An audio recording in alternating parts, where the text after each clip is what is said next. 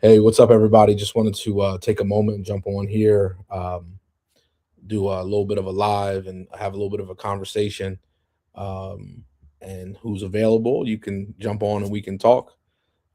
If you can see your comments, people that are involved in the conversation, I just wanted to come on and talk for a few minutes about our application for a charter school in Pottstown and really try to address some of the innuendo, some of the things that are being said, not necessarily directly to me, but a lot of things are coming back, that people are saying. And, I just wanted to go back into what our motivation is and our mission and why we're doing what we're doing and really address some of the comments that are people say things, but I think sometimes they come from a place of not being educated around an issue more so than from a place of malice. And then there are some people who I think have no problem being malicious. So I do know, that there are people who are, circling the wagons uh, for tomorrow's meeting in anticipation of what, as a response to our presentation. Uh, I really came to this process really not trying to be disrespectful to the district, trying to deal with them from a position of character and integrity. I don't necessarily know 100% that we've been responded in that way. I kind of more so feel more ignored to go away than to how much or how serious maybe we may be taken. I will say this on the onset that I'm not going away. This is a passion. It is a point of um, kind of a line in the sand where we have to do something. We have to do something different. Um, when I was looking at possibilities and prospects of what we can do in town, when I look at the political landscape in town, who's on the board, who's on council, who is um, serving on this particular committee, who's in charge, who are the people or at the sitting at the table. And as a community uh, member of this community, a servant of this community, um, and it is a fact, I do not live in the borough of Pottstown, but I have been a servant in the borough of Pottstown for since I was a teenager, being a student, coming back from going to college, coming back from college, and working in the community. I also, to that point, if that's the issue, none of the administrators around the table live in the borough. Everyone lives outside of the Pottstown borough. So whether or not you love Pottstown or Potts, there's so many people that are involved in this process. I think at the last meeting, my friend Carice Foster, who is a dedicated servant to the community of Pottstown, he runs a amazing program called MADE, making a difference economically. They are training young people in a trade, in a skill. And he went to say something, and he was treated with such disrespect by the board, in my opinion. And that's another motivator as to why we're doing what we're doing. We believe that people should have a voice in the community that are vested, that are stakeholders here. Taxpayers are stakeholders, absolutely. They have a right to speak. Employees are stakeholders. Alumni are stakeholders. I'm an alumni of Pottstown. We care. There are a lot of people that are around that care. How are you going to tell them they can't talk? They can't speak up. They can't speak in support of a project or vice versa. So with that, uh, I hope that on tomorrow that we have a different tone. I do believe that there is a. I don't think that's going to be the case. I think that we have already set ourselves, from what I understand or for what I'm hearing through the grapevine. is that there is a tone toward our application. I won't say towards me maybe it's towards me personally. I don't know. I don't particularly care either. But a of discontent, and the next logic is that we're taking from, or we would be taking from the district, and that's a misnomer that I'm going to dispel in a minute. Motivation. When I look at the scenery, how long is it going to take for things to change? When I look at what's happening statewide, we say, hey, somebody in the comments once said, why don't I put my energy towards going to go fight for fair funding? Well, fair funding could take, well, it's taken 20 years to get where we are today. We don't have 20 years. We don't have 20 years to help the kid that is entering kindergarten next year. We don't have 20 years to help a second grader who's already behind, a third grader who's reading on a first grade level. We don't have time to fight for fair funding. Now, in essence, what you are saying to me though is that I should stay in my box. You know, you're a pastor, stay a pastor. You're a preacher, stay a preacher. You should go over there and you know, shut up and dribble. And the answer to that from me will always be no. And it's funny to me when people say to the community, to the faith community, they'll say, you know, we want the faith community to do more. And normally what that means is we want you to, you know, hand out hats and gloves and scarves and give out, you know, non-perishable items and food. But if we want to do something beyond that, then we should just shut up and dribble. And my answer to that is not only no, but hell no. We are far more intelligent. We have far more to offer in our communities because we are members, productive members of this community. And we're going to do what we feel is right in our heart to do. And that mentality is not going to, it's not going to work on us. That being said, when we looked at not only just the political landscape and we looked at who's on the seats of who was in what position and where and why, nothing's going to change. It could take years. Then it might not change at all. The prevailing attitude could be just status quo, that this is what it is. This is the best we can do. Now, listen, I'm not a fool. I understand. I see what's going on. I understand the financial part of it and all of that. We're going to talk about that in a minute. But it's funny though, because I'm talking about test scores. Y'all are talking about money. I'm talking about integrity. You're saying you don't have enough money. I'm talking about buildings. I'm talking about integrity in the classroom, fiscal responsibility, management.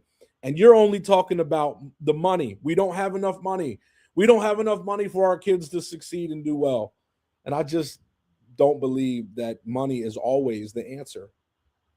To the next point, when I look at the reading and math scores,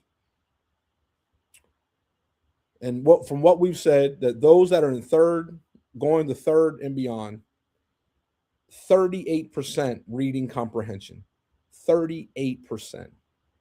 Now, I don't know about you, but I've been in a production most of my life, a production environment. And when I say production, you have to produce. When I was in sales, if you didn't hit certain benchmarks per quarter, you might be looking for a new job. Can you imagine if you had a business and 4 out of 10, your success rate, your close rate, you were only 40% to quota in a month? The company needs you to do X amount of dollars, and you can't say it was $100,000 this month, and you came back and said, I only did 40. How long would you stay in that role, in that position?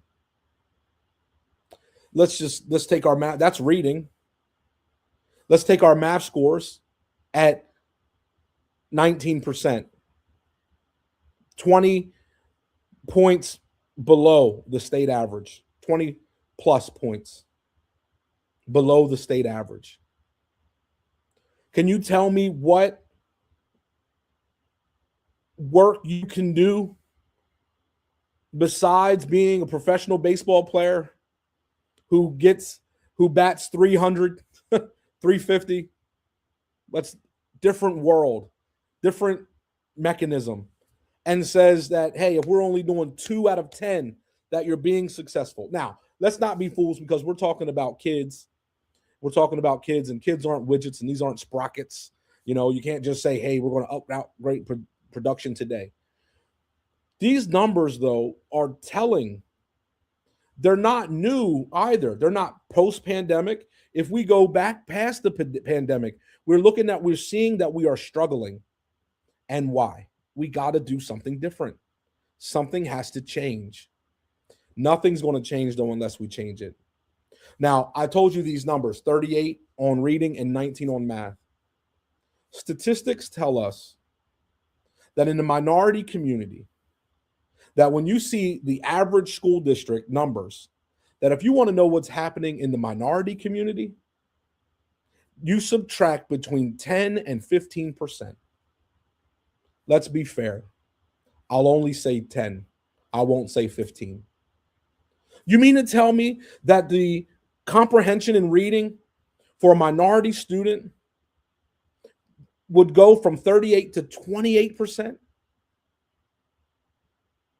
And then we're going to say in the math category from 19, and we subtract 10% in the minority community, and we say that our kids, it's a possibility that there are kids that are in 3rd through 8th grade that are not grade level, but only in single digits. 1 out of 10 kids is grade level in the minority community. There's an old adage that if America catches a cold, then the minority community has the flu. In other words, what's happening that's bad is actually happening even worse in minority communities. I'm trying to tell you, I'm on your side of the table saying, yes, we got a problem.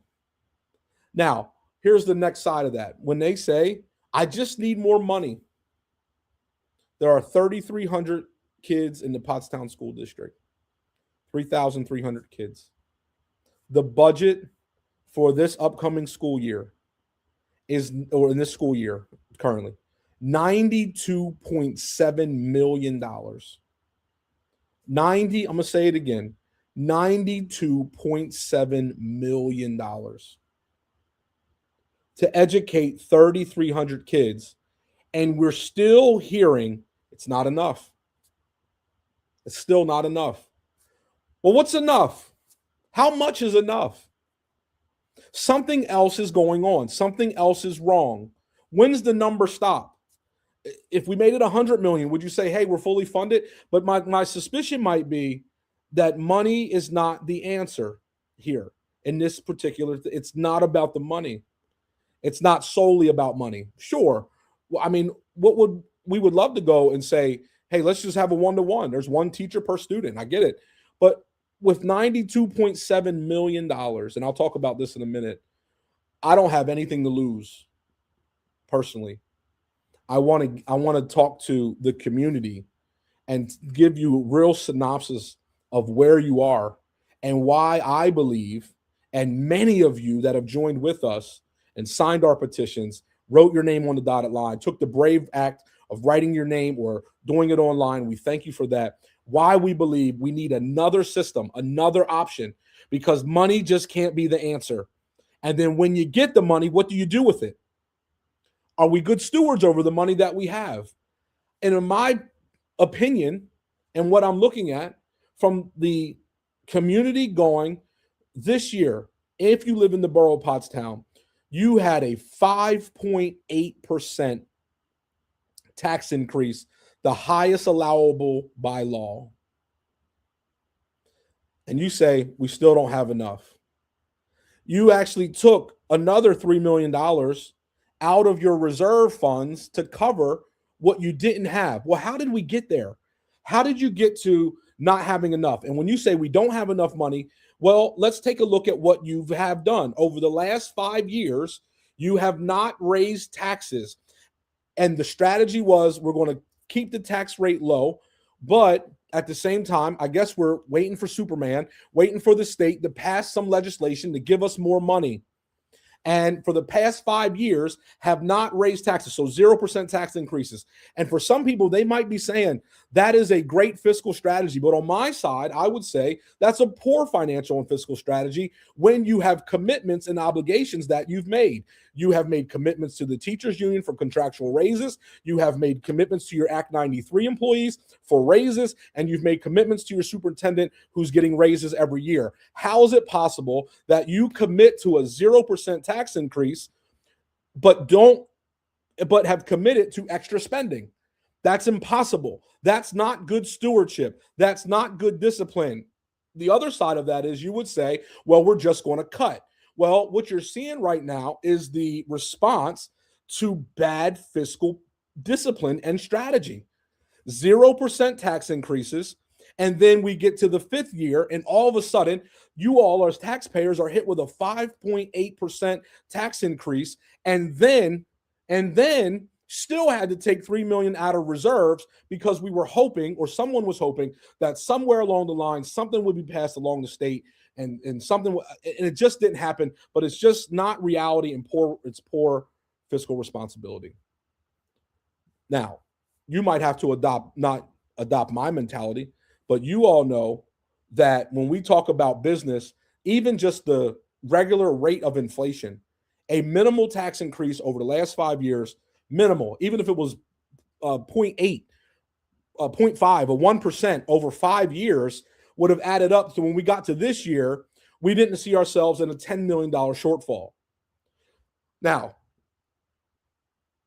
they say that this shortfall comes from charter schools. That's what they say. That 320 kids chose, 320 students and their families chose not to send their kids to the Pottstown School District. That's like 10% of the student population opting not to send their child to Pottstown. And that cost the district almost $10 million because people did not pick Pottstown. They said we would rather send our kids to brick and mortars or to cyber charters. Now, I've taken a lot of flack over the last couple of weeks because cyber charters in the state of Pennsylvania don't necessarily always perform well, and their numbers get grouped in with all charter schools. So when you say that cyber charters perform, or that charter schools in Pennsylvania are low performing, as one retired administrator told me to my face in our town hall, that charter schools in Pennsylvania are some of the lowest performing charter schools in the country. And that is true if you group together the cyber charters and put their numbers together, because there's less accountability. And we're going to talk about this in a minute. Please stay with me. I hope that you can. Please share. I'm just talking from my heart. I don't have any notes. I don't have anything. I'm just talking from my heart. When we talk about cyber charters, there's less accountability. There's no brick and mortar. But you saying that 320 students chose not to go to Pottstown, and that cost $10 million. Okay. There's a lot of questions that if I was a board member, I would be asking about the makeup of those 320. You know, what grade levels are they in? How many of them graduated? How many? Because we're trying to pick a budget for next year of upcoming, and they said 320 and 320 equaled $10 million, and we're $10 million short, and your taxes need to go up 5.8%, and we needed to take $3 million out of reserve funds to make up for it because of these charter schools. Somebody told me, though, that these charter schools are some of the lowest performing in the country. And I said, well, let's take a look at what these scores are. You know what the scores are? The worst performing charter schools in the country's numbers are very similar to the performing numbers of the district that we're talking about. So as much as you say that the charters are bad, if you want to go there with me, if they're bad, you're bad. If they're struggling, you're struggling too. If it's what they're putting on the table as well, and they're terrible, then where is the responsibility, the acceptance, and the accountability for we're not making it happen either. Because how are they bad at 18 19%, but you're not? It's the same thing. We got to do something different. We got to do something different. I would have a lot of questions about the makeup of those 320. I heard in one meeting, it was stated that many of these cyber charter students are students who were in cybers before and then moved into the district. Well, I have a hard time believing that. If I lived in the city and moved out of the city, one of the reasons that I'm moving out of this city is for better schools. So I have a hard time believing that, but that's what they want to sell you. I have a hard time. Something's got to change. We can't keep listening to the same tune from the same people telling us that this is okay. It is not okay to fail our kids, not one day. Not one day. The culture has to change. The mentality has to change. The grind has to change. The personnel has to change. We need something different. And I'm saying to you, I'm sticking my neck out here for my community because I believe that if we can build another system and another structure, you can have what's going on over here. We need to do something else. I'm not adversarial to you all, but I do feel as though, and the things that are coming back to me that are being said about me personally, which is interesting because one of the comments that was made was that to a group of people, not just to one, it was that the motivation behind doing this was for money. And the crazy part about it is, I'll be honest with you, I don't particularly need the money personally. But let me throw something out here. The people that are selling you that this is about money for us, money is the only thing they talk about. You're going to take money from our schools. Well, nobody's taking anything. Nobody's taking anything. First of all, the state of Pennsylvania earmarks a percentage a dollar amount per student to go to school. A dollar amount per student to be educated by the school. The money, philosophically, the money belongs for the education of the child. If the child is not there and the parent has a choice as to where to send their child, the money that the state would pay to the district goes where the student goes. Can I say it again? It goes where the student goes. If the parent were to choose to put their kid or their child in private school and say, we're just going to send our kid over here to this private school, guess what? You don't have that money either because the money goes with the kid. And particularly if they go to that particular school, their parents are paying tuition. But we all know this, the community that I serve, that we love, the average median income in Pottstown is around $35,000 to $37,000. The highest paid administrator in the district makes 7.5 times the amount of the median income. Don't tell me you don't have any money. You got money. You have money. You have misaligned priorities. Nobody's foregoing a raise. Nobody said we won't take this year because we need to put it back in the classroom. The median income and the highest paid administrator is 7.5 times. Don't tell me you don't have any money. When we talk about funding for education, that's all I keep hearing is they're going to take money from our kids. We're talking about 60 kids, from 60 to 70 kids from kindergarten through third grade. Kindergarten, third grade.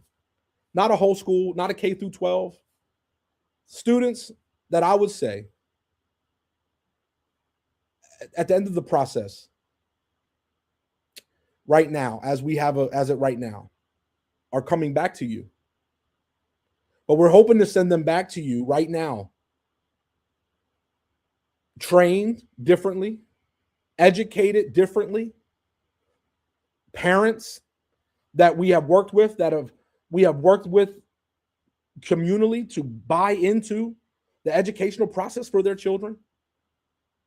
Don't tell me you don't have any money. Don't tell me this is a money issue, because it's never money when we're talking about your money. It's never money when we're talking about raises. It wasn't money when you were committing to raises while not raising the money to pay for them. I don't think that that's good fiscal discipline. That's my opinion. But I think it shows to get to year 5 and say, we had to raise it this much, as high as we could go before. What happens, and just so you know, what happens after the highest allowable amount by index is that you would have to go to referendum. Referendum means that you, the voters, would have to go to the ballot and ask them whether or not it's okay for them to raise your taxes for this. Let's talk about one more thing before I let you go. What happened in November? Now, school district budgets are due in June. A little unfair, and I'm not a underhanded person. I only know how to deal with facts and above board, okay? School district budgets are due in June to Department of Education, to the state. In November, there was legislation passed that capped cyber school tuition. This has been on an agenda for a little while. It finally passed. Can I also just say, everyone is scared of the school. I can't get a call back from your favorite politicians in the region. I'm being ducked like the plague because everyone's scared of the school, even though nobody wants to deal with the facts. I'm just going to leave that there. Out of all of the council people, I only heard from 2. Not one school board director has reached out to me. Not one. Not one administrator has reached out to me. Not one state representative that I've reached out to, or state senator that I've actually reached out to their offices has reached out, because this is a hot button, even though everyone talks out of both sides of their mouth. People are so big on education on one side, and then people are for school choice on this side. But when the rubber meets the road, there's only some people, amen, that are willing to stick their neck out and say, we're going to do what's right for kids. This is about kids. This is about education. It's not about funding. It's not about any of those stuff. It's are we meeting the need, and can we meet another, raise the bar for our kids in our community? Nobody wants to talk that conversation. Nobody wants to talk about it, because the phenomenon that I've witnessed over the last, I would say 10 or 12 years of watching the local politics is now everybody's friends. Everybody's friends at the table, and there's all this positivity. Let's be so Pottstown proud and so positive about Pottstown, and let's have a dinner and we all wear white. And it sounds good. Meanwhile, only 4 of our kids can read out of 10, and only 2 are doing math on grade level. But everybody's friends. Hey, the council's friends, and the board is friends, and the person that's in charge of that is they're all for everybody's friends. Everybody's getting along, and for the power of positivity is not being translated into educational results in our classroom, because what's needed is not positivity. What's needed is accountability. And if we're not going to be accountable, and if you're not going to hold these administrators accountable, and you're not going to hold these people accountable to what is right, then you're not worth your seat. That's just the plain talk. Anyway, what happened was the state legislature passed not caps on charter school cyber charter tuition. But what they did pass was that certain things would not be chargeable to the cyber for full tuition for payments. Because what was happening was you could go to a cyber charter and get the same amount of money as you were going to a brick and mortar. And finally, somebody said, hey, the costs aren't the same for a cyber as a brick and mortar, because they're not paying for heat, they're not paying for electric, they're not paying for transportation. And somebody said, well, then that's not fair. Let's pull some of those funds back. I haven't seen it. I'm not saying it's not there. I haven't saying the board hasn't been briefed. I would say this. One article that I read alluded to the amount of money coming back to the district was $2.76 million because of the reform. Meanwhile, and listen, I think that that's a great thing. I think that that's wonderful. But we've already raised taxes 5.8 and took 3 million. And guess what? At the end of the year, potentially there could be a surplus of funds. Potentially. There's a lot of unknowns. For example, was it 320 or did some graduate? Did some move? Is it really 240? Is it really 250? We don't know. We don't know if it's more, but we do know that they said 320. That's what they said. And we do know that if most of these are cyber, some of these funds are coming back. I guess what I'm trying to say is that the amount of money that we're looking at out of a $92.7 million budget is less than what you pay your top administrators and less than the money that you already might be getting back because of cyber school reform, charter school reform. What am I trying to say? It's not about the money. It's not about the money. It's about educational choice and opportunity. We can do the right thing. Community members are allowed to come together collectively and say, we want another educational opportunity for our kids. And it doesn't have to be adversarial. And it doesn't have to be, because we're still the same community. It's still the same people putting their kids into the system and believing that they're getting the best possible results. And here's another fact. The honest to God's truth.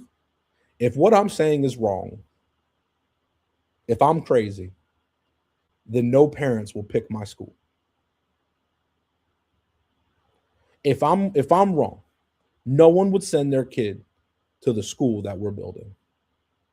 If I'm wrong, we would be done within 3-4 years tops because the funding wouldn't match. If I'm wrong, no one would pick us. But if I'm right, as I'm looking at numbers today, where a third of what our school is already full without really even trying. If I'm right, parents will pick another option because they see opportunity for their kids. Not just regular education, but special education as well. Not just Christians, but Muslim families, atheist families, those who are looking for a hand up in education. Listen, I said a lot in the last 33 minutes that I've been on here. One of the things I noticed around town as well, nobody wants to talk. No, everyone's afraid to say something that's not politically correct. Nobody wants to say something that maybe they can be challenged, but it's okay if I can help kids. It's worth it to me if I can help our kids. It's worth it to us. And yes, it does cost. It's not necessarily costing you. It's the kids' money. It's the state's money that is sending. Now, I wonder sometimes if people would have the same perception if the money was not funneled through the district as opposed to coming directly from the state. That's not the way it happens. It's not the way it goes because it goes based off community. I'm asking you for, or the community, for opportunity to serve in another capacity in our community. We have put together a plan. We pulled together consultants, people that are educators. And we've been reached out to by educators, people that are saying that this is what is needed. And we're going to keep fighting for it.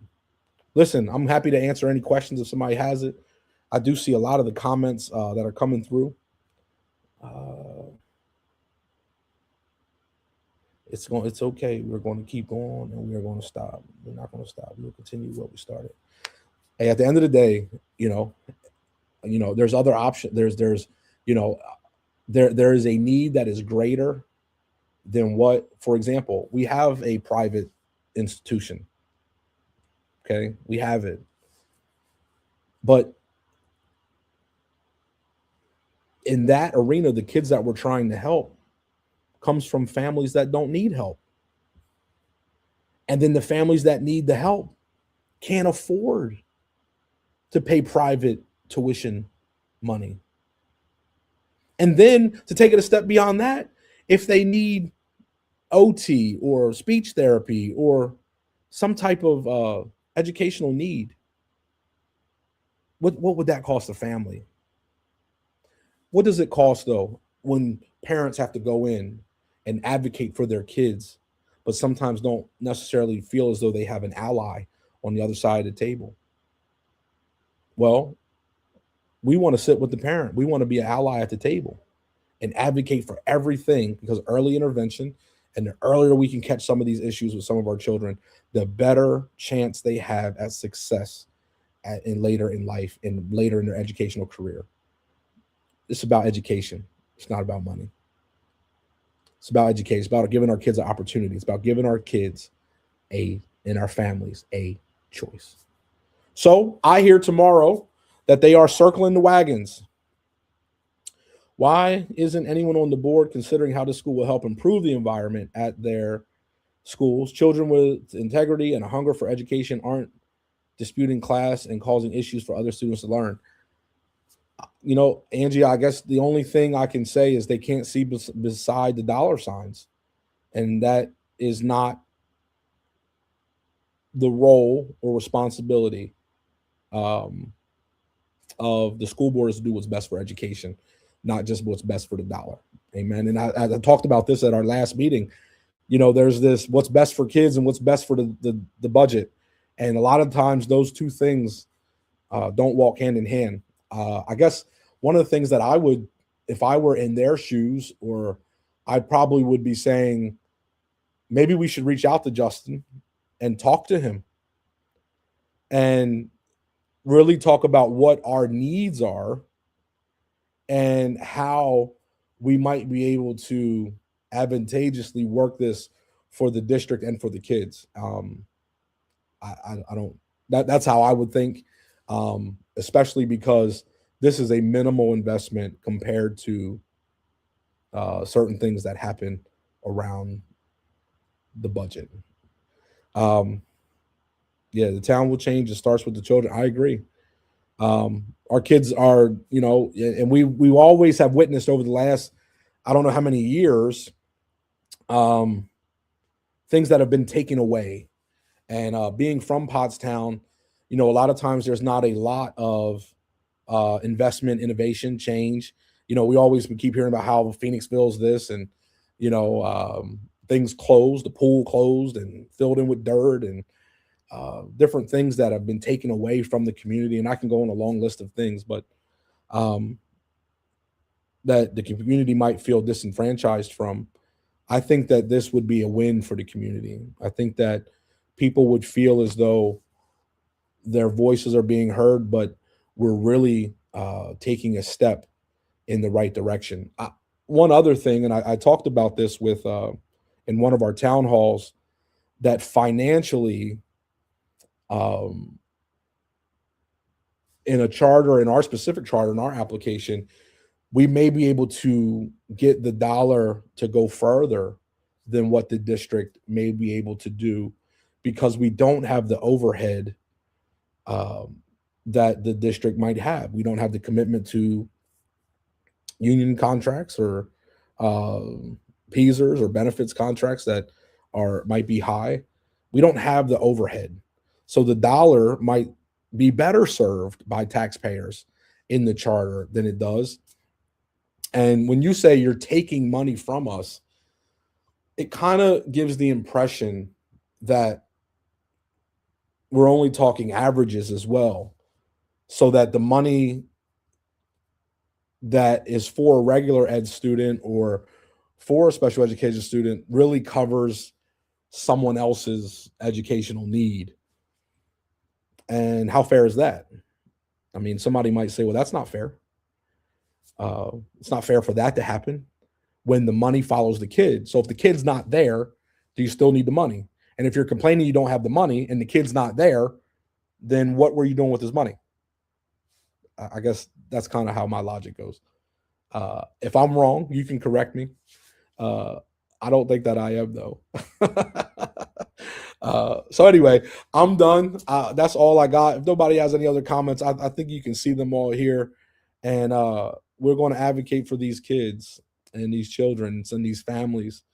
And we have a plan that we believe that we put together that is thoughtful, that has care in it, that has respect for the district. It addresses educational needs. Well, Dr. Ross, I think one of the things that when we talk about we don't have the overhead, when we talk about overhead, well, first of all, in Pennsylvania State Education, that the retirement plan is paid through the district, and education, those things, the PSERS, that money that goes through it, and the pension plan, we wouldn't have that responsibility. We can opt into PSERS if we found that it was financially right to do so. We don't have the salary obligations right there between. Now we know what fair market value is for a teacher and for benefits, but when we talk about the actual salary and benefits, we're able to maintain the competitive edge by paying fair market value, but also don't have the benefits responsibilities that the district may have as well. That's just on the employee side. On the other side of that, there's the money that's needed to operate a building. We don't have the bonds, renovation bonds that the district might have, or the cost to heat a building, or any of those types of things. Ours is much lower because we're much smaller. When I say that, when you send a kid to the public school, it goes into their general fund or budget, all of that money is paid out in several different ways before it ever makes it into the classroom. What I'm saying is we don't have those commitments on our side, so the money will directly impact the student faster in this environment than it would in the traditional environment. I hope that makes sense to you. Overhead is a thing, and again, 320 students already said we're not going here. One of the things that I hate to hear, I don't like to hear that students went to a cyber. I would prefer that all of our students went to a brick and mortar. I don't know why a family would choose that. They must, for whatever their reasoning is. Providing another option brings that money, though, back into the community, and that the dollar can recirculate back into the community through hiring teachers, paraprofessionals, administrators, those that work, just even small things in the lunch and cafeteria, security, whatever it might be. Those dollars is generally local people that would be employed, and they're taxed, and they go to lunch here, and they spend their dollars in the community and help keep the dollars in the community as opposed to a cyber. So one of the things that I'm proposing in doing this is that we are closing the back door. So maybe 320 chose cyber, but what if we're able to say, hold on, let's not allow those kids to leave the community. Maybe those kids can still be educated in the community, and also not have to go to another community and those dollars leave and go to Scranton or Wilkes-Barre or Philadelphia, but the employees can be right here. When I'm looking at some of the comments here, they don't want their children to be a part. So they will choose. Yeah, I see that. I see that. It's a bigger picture they don't want to see. Thank you, Dr. Ross, for being on here today, and those that are on. Absolutely, and we are so the district. Here's another thing that you just brought up, Dr. Ross, that I think is very important. Is the district right now qualifies for free uh, school lunch, and I believe there's a breakfast program as well. In our proposal, we already have a before and after school program. We would extend that program to all of our students so that every student can have before and after school care if a parent needs it. Breakfast would be included in the program. Lunch would be included in the program. And for those that are before and after school care, there's always a snack that's provided before the kid is picked up. That those hours range from 6 to 6. Okay, so we want to provide that. Now the district, under I believe it's a federal grant, has because of the makeup of the community, has free lunch for every student. I believe that because of that, we would be able to qualify as well for the same program. Okay. If not, we'll find a way to provide it. Now, the second part of that is right now the district goes after grants and opportunities for kids in the district, and they receive them. How much more resources, though, can we bring into the community if it's not just the district that qualifies for that?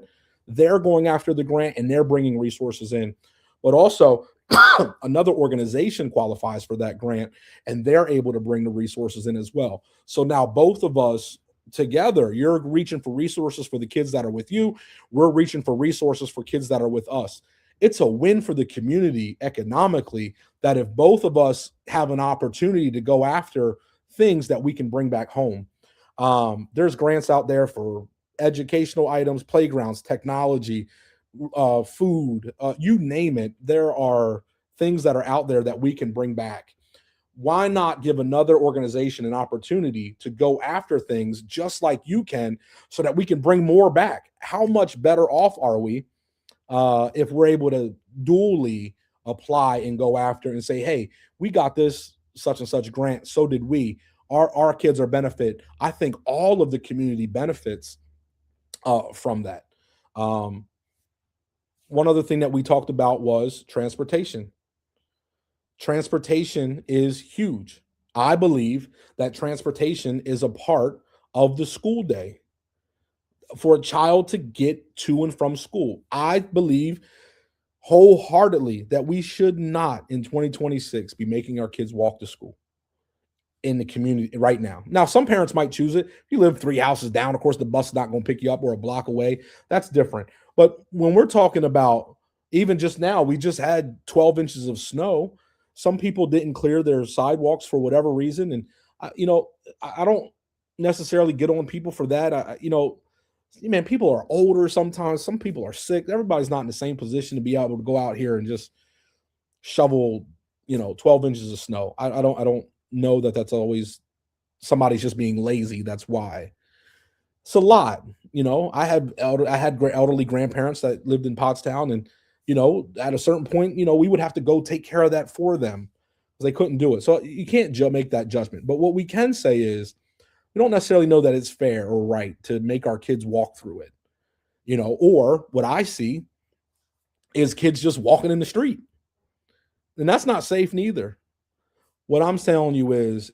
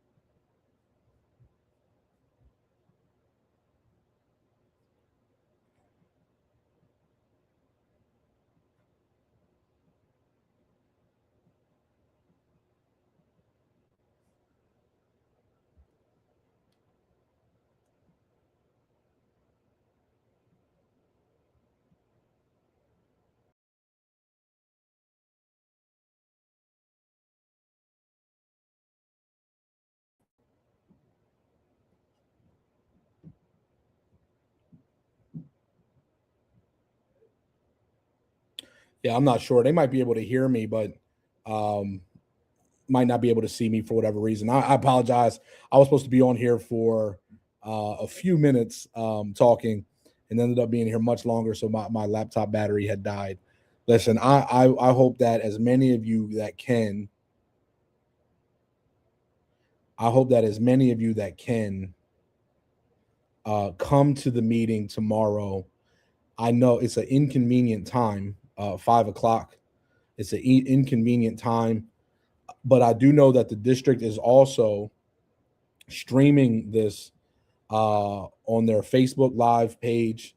It's February 5th at 5 p.m. We're asking as many of you that can to please come out and be vocal. And I know how it went last time, with some people, I guess, with how it came across of who can talk and who's allowed. But please, if you can, please show up tomorrow at 5, be online, make your voice heard. We believe that we put together a solid plan that is what is best for kids in Pottstown. I'm not trying to prove a political point.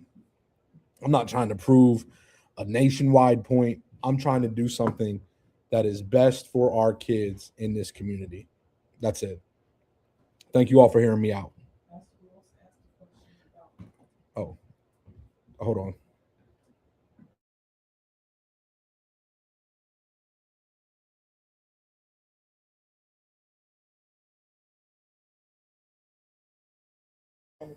Yeah, Pastor Ross, I did see that you asked a question about uh, why charter schools in Pennsylvania are underperforming, and I would say that, and I'm not sure why my camera is not showing on the screen, but I did talk about this earlier that many of the charter school numbers include cyber charters.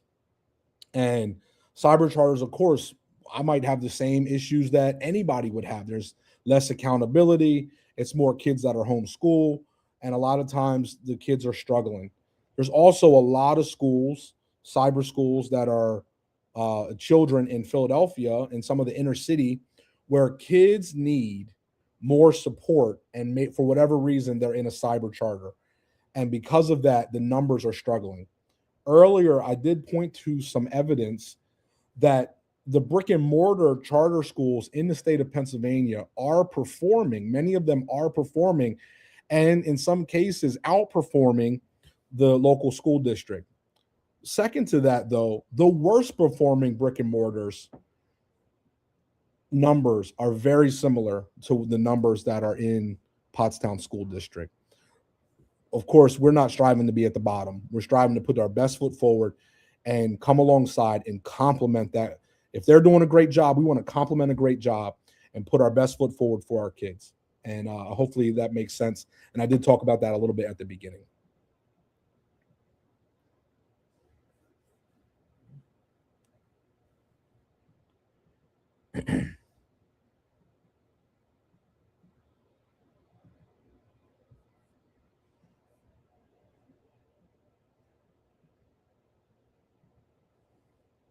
All right, I'm kind of back.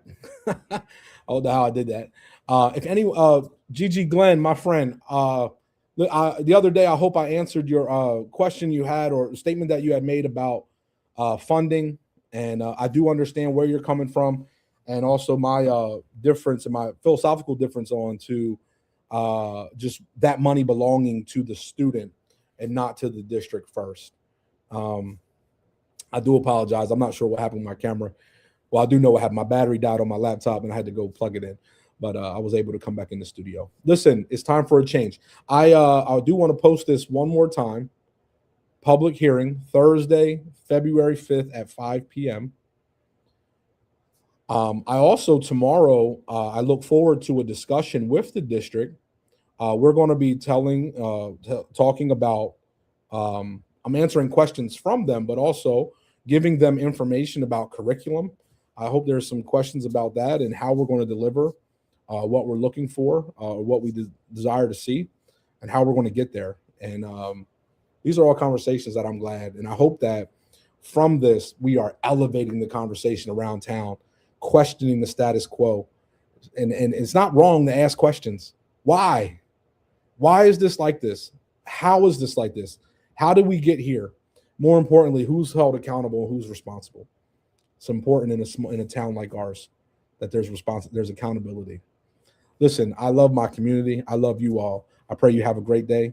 I'm always open to questions. If you haven't had a chance to sign our petition that we have going on, we do have a petition on change.org. We do have a petition on a newschool.info. If you have a child that you are looking to enroll, or if we are approved to, that you would send your child here, we'd like to know that. And we have some parents that have said, if you're approved, we would love to send our child here. And when I looked at the numbers, I believe we have a third of the school already full, and that's a blessing. Listen, I look forward to the conversation tomorrow. I hope to talk to you soon.